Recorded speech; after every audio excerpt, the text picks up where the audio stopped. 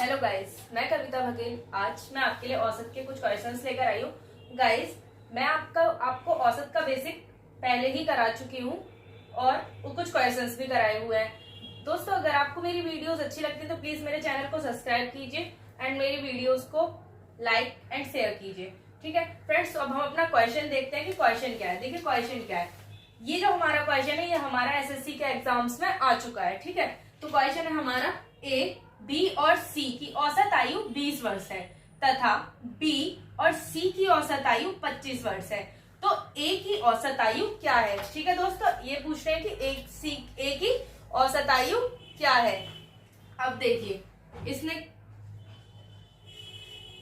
इन्होंने बताया हमें ए प्लस बी प्लस सी की औसत आयु 20 वर्ष है। ठीक है दोस्तों, मैंने आपको बताया था औसत क्या होता है, जो हमारे नंबर्स हैं उनका सम है। ठीक है, जितने हमारे नंबर्स हैं उनका जो भी एवरेज निकल रहा है वो हमारा औसत है। और हमारे पास कितने नंबर्स हैं, 1, 2 एंड 3, यानी हमें से 3 से मल्टीप्लाई करना पड़ेगा, यानी a प्लस बी प्लस सी कितना नंबर है, 60।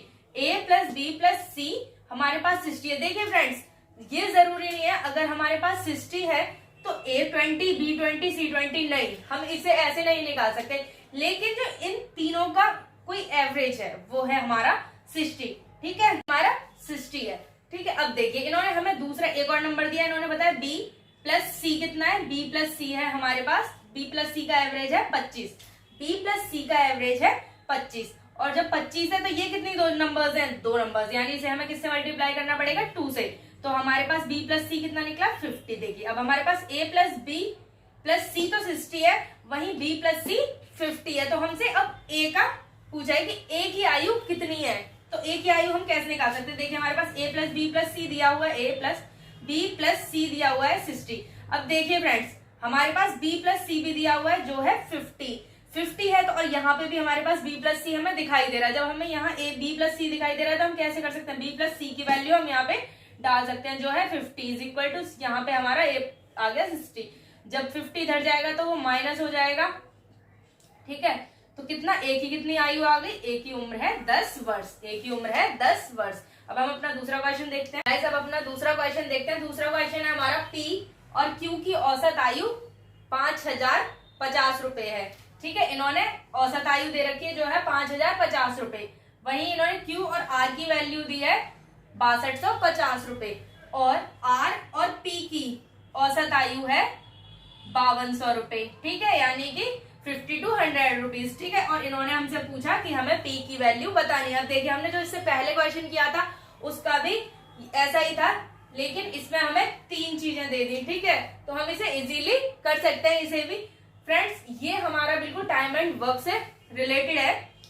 टाइम ऑफ वर्क में निकालना होता है, उसी तरीके से ये क्वेश्चन भी हमें दिया हुआ है। दोस्तों, अगर आपने मेरी टाइम एंड वर्क की क्लास नहीं देखी है तो आप मेरी वीडियोस में देख सकते हैं, मैंने टाइम एंड वर्क का भी डाला हुआ है। दोस्तों देखिए, इसमें हमें 3 चीजें दी हुई। इन्होंने दिया है p प्लस क्यू दिया, कितना दिया हुआ है 5050, यानी 5050 रुपए। वहीं इन्होंने q और r कितना दिया हुआ है, q और r इन्होंने दिया हुआ है 6250 रुपए। ठीक है, और p और q, r और p कितना दिया हुआ है 50 to 100 रुपीज। ठीक है, हम देख सकते हैं। देखिए दोस्तों, मैं इसे आपको इजीली समझा सकती हूँ ट्रिक से, लेकिन मैं आपको डिटेल बताऊंगी क्योंकि जब हम एग्जाम्स में करने बैठते हैं तो हम ट्रिक भूल जाते हैं, हमें बेसिक समझना होता है। तो देखिए इसमें 2 नंबर्स दिए हुए हैं, 2 नंबर्स हैं, जैसे मैंने आपको पहले क्वेश्चन में बताया था वैसे ही इसे भी 2 से मल्टीप्लाई कीजिए, इसे भी 2 से मल्टीप्लाई कीजिए एंड इसे भी 2 से मल्टीप्लाई कर दीजिए। ठीक है दोस्तों, तो हमारा p प्लस क्यू क्या आ जाएगा, p प्लस क्यू क्या आएगा, जब हम इसे 2 से मल्टीप्लाई करेंगे तो क्या आएगा, 0 0 1 0 1। ठीक है, ये हमारा p प्लस क्यू की वैल्यू निकल आई।